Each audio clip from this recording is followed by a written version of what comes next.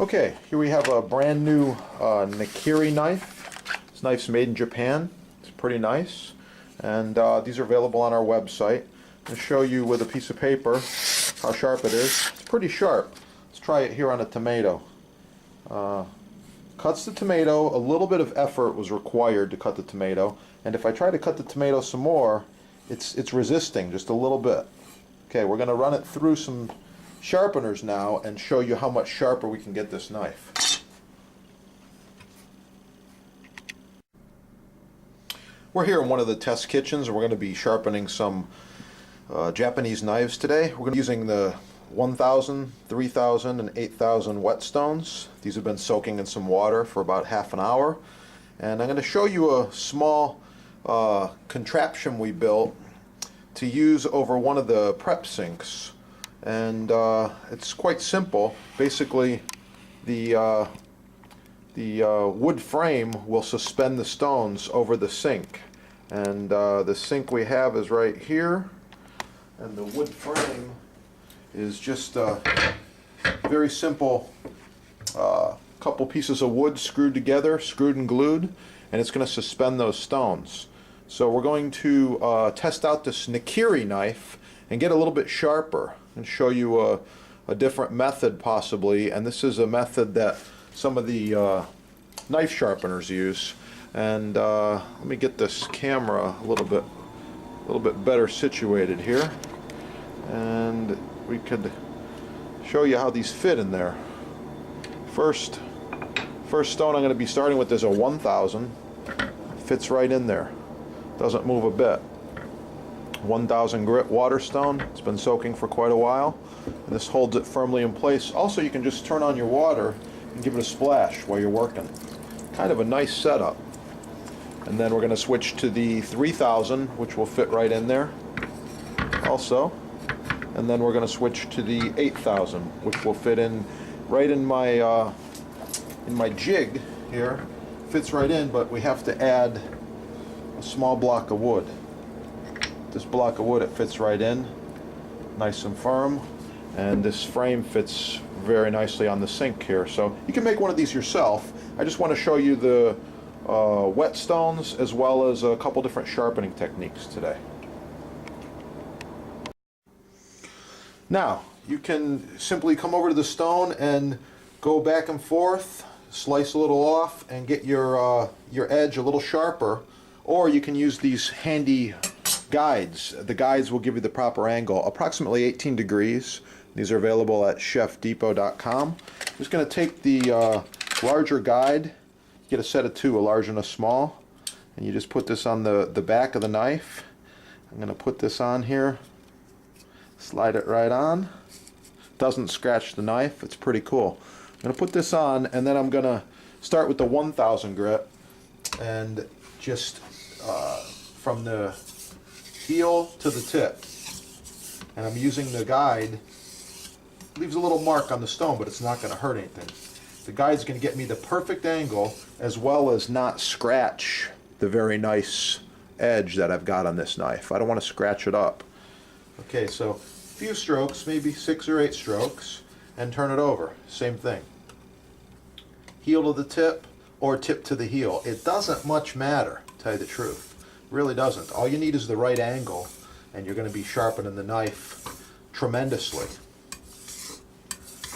Okay, we're going to switch to the 3000 now. These are beautiful stones. These are made in Japan, and of course they're on our website. Visit chefdepot.com. Okay, again from the heel to the tip.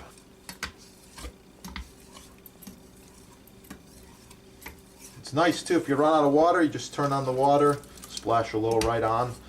Kind of like this setup over the sink.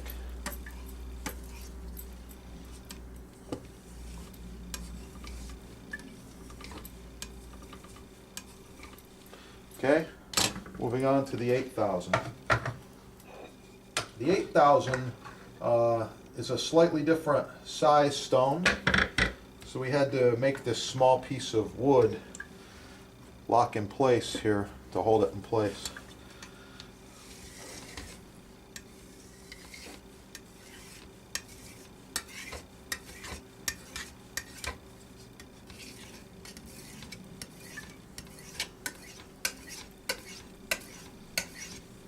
Okay, I'm going to check it on a piece of paper. Wow, is that sharp? And I'm going to move back over here, wipe it off, move back over to my tomato and show you now just how sharp this knife is.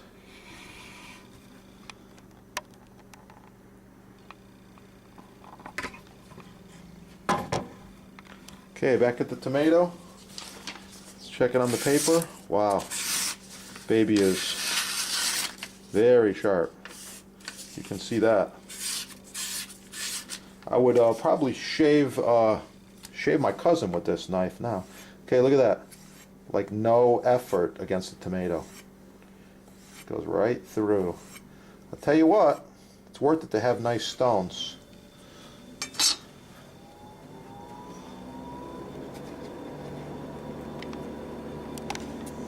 I'm going to show you one more time here on another tomato, and in case you haven't heard of it, this is a brown tomato.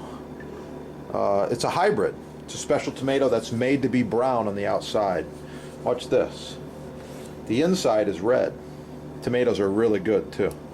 So very quickly, just show you how this knife slices right through a tomato, and as you know, tomato skins can be a little tough. This tomato's very ripe, by the way. Okay, I'm all done with the edge of that nigiri, and one more thing I want to show you is that I didn't scratch up the knife. The knife is still beautiful. A little wet right now, just a quick wipe, and that knife is still perfectly polished. No scratches along the edge. We just touched the very bottom edge thanks to the clips. These little clips are really nice, and they don't scratch the knife. They're lined with plastic. They're available on the site, and hope you enjoyed the video. And I'm going to review it one more time for you with the jig over here that we built out of hardwood. Very simple to make, and you got to pick up the stones, pick up the guides, build a jig over your sink, and you got it. I want to show you once again how we built this. A couple of pieces of wood. These are like 20 inches long. This one's probably about 16. Some screws above and below, a little glue, and this sits right on the sink, right in place in the center, and the stones fit right in place. Here's a 3000 grit, just drops right in there. These are on our site, and very easy to switch from one grit to another.